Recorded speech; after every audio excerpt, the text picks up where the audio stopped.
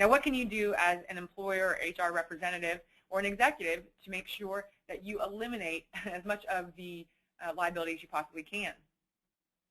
One, you need to proceed with caution. You need to make sure that there are human resource policies and procedures in place that outline very specifically the use of social media for recruitment and hiring. Now, this is mainly for the employees who are actually going to be doing the recruiting and hiring. They need to make sure that they are trained with regard to those human resource policies as to what they can and can't use and what sources you are going to allow them to look at. You want to maybe consider having a neutral party, in other words, an employee who's not in the decision-making role, to conduct the search and filter out protected information about the applicant and report back to the decision makers only that information that may be lawfully considered in making the hiring decision. Now, is this going to prevent you from all types of liability? No, but it does create a pretty decent firewall, and it also creates an ability for at least you to argue in court that the decision maker was not aware of any protected information and certainly then would not have used that information to hire or fire. You need to also be sure that you read the terms of use of social networking sites to ensure you're compliant. That's one of those disclaimers that we just talked about. And again, do not gain access to applicants' pages dishonestly. That leads to invasion of privacy type issues. One of the other things you want to consider is conducting social networking screening as late in the hiring process as possible. You don't want to immediately exclude a potential candidate for some type of protected basis. If you do it as late in the process as possible, you will have the ability to have interviewed that candidate and at least have some reasons why you may or may not want to hire them before actually looking at a MySpace page where you might be able to gain access to information that you otherwise would not have had. You also want to make sure that you screen only for those positions that require discretion and the exercise of independent judgment. Otherwise, the argument would be, why are you screening them at all? If they're just doing data entry at some place, then why do they need to be screened? Why do you need to know whether they have good moral character?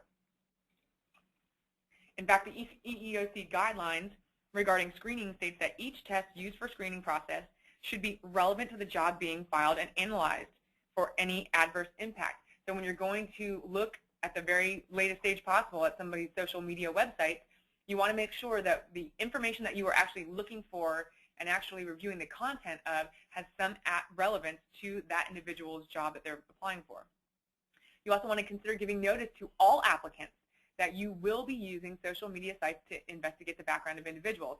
Now, again, the problem with this is they can give you consent to look at all of their information, thus you are avoiding, or at least hoping to avoid, the invasion of privacy aspects of potential litigation, but you also still cannot use information that you find that's protected in order to exclude that person's hiring. But it does give them notice ahead of time, and they have less of an ability to argue that whatever search you did was not reasonable.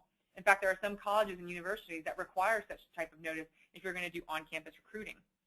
Again, you want to verify the authenticity of people's web spaces. You do not want to eliminate a potential very good candidate for you because you got wrong information about another individual with the same name through one of their social networking sites. Then we come up to monitoring. Once you have the employees, what can you do with them? Why would you want to monitor people that you've already hired? Why do you care about it? Well, let's look first at what are employees actually writing about during the day. A, they're writing about their jobs and their employers. B, they're writing about coworkers that they don't like or like a little too much. They're also writing about customers, products, and competition. And we're going to talk about each of the potential pitfalls in allowing them to do these types of things. They're also making admissions online. If you have employees that are answering questions from outside consumers or from their friends or potential applicants, you want to make sure that you're monitoring them and training them to make sure that they're not making admissions on behalf of the company that can be used against you at a later date. They're also discussing things about them that do not reflect well on their employer. Some of the benefits to monitoring: you can monitor whether employees are misbehaving online. And this is the type of misconduct that we're talking about that can actually put an employer at risk. This is defaming other people, sharing copyright and trade secrets and patent information. You also actually have an obligation to monitor for discrimination and harassment type issues. You also need to monitor what employees are using social networking sites to make sure that they're not revealing confidential company information, such as potential client information, client consumer lists, client lists, which could be trade secrets for your particular employers, copyright information, trade secret and patent information for you or your clients for that matter. You also want to deter employee abuse of the email and internet. And one of the things you want to review for that is that most of you probably already have the policies, I would hope, in place that relate to some type of email and internet use.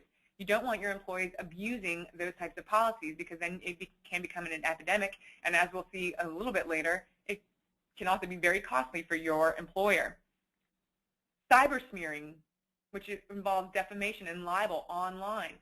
Employers can be liable for this if their employees are defaming other corporations, companies, individuals, executives in other companies, or their own employer online. Also, cyber slacking. One of the reasons why you want to monitor what your employees are doing is because it's costing you a lot of money when they spend 5 hours a day online checking their Facebook. You want to monitor their work habits so that you can increase their level of productivity. And there are several ways that you can do the monitoring of individual employees' workstations. You also want to monitor and make sure that your company is not being reflected in a poor manner, and that, again, employees are not making admissions that can be tagged to the employer at a later date. All of these types of benefits to monitoring are all designed to reduce the employer liability. Social networking profiles can invite comments that denigrate the company and reflect poorly.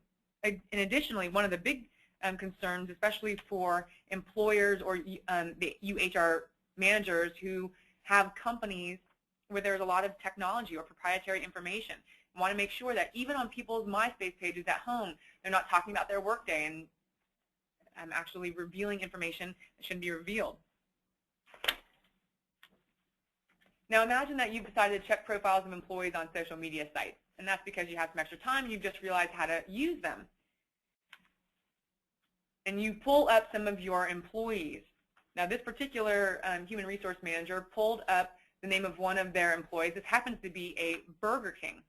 This teenage employee decided to celebrate his birthday by taking a bath in the utility sink at a Burger King.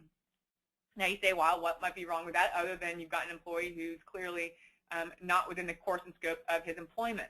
Well, the Greene County Health Commissioner received a copy of the video via email, and this video actually appeared on MySpace. Now if you actually go online and you Google Burger King employee in sink, you will be able to see the actual video that's attached to this. And this guy is extremely excited about taking a bubble bath in the Burger King kitchen sink. Well, the Greene County Health Commissioner is not so thrilled, and they filed suit against Burger King, mainly because there are considerable health considerations and consumer health scares that can come from an individual taking a bath in a sink that's used for products. The County Health Commissioner in the lawsuit actually says any bacteria on this employee's skin could have been deposited, giving people food poisoning. And to make matters worse, the person recording the video told Burger King manager that they were actually recording this video, and the manager decided to continue counting cash. This creates liability on the employer as well. There are also many federal and state laws that require, as you guys very well know, employers to take action to prevent or eliminate any type of harassment. The Florida Civil Rights Act and Title VII both require an employer to monitor for discrimination and try to eliminate any type of harassment. An employer can be liable for an employee's behavior if it has actual or constructive knowledge, meaning if you have actual knowledge, meaning you go onto somebody's Facebook and you find especially that type of information that we just saw, you have a responsibility to make sure that this particular employee is not creating liability on the employer. Additionally, as we're going to see in a minute, you also have an employee through the constructive knowledge of looking at social websites to avoid any type of harassment.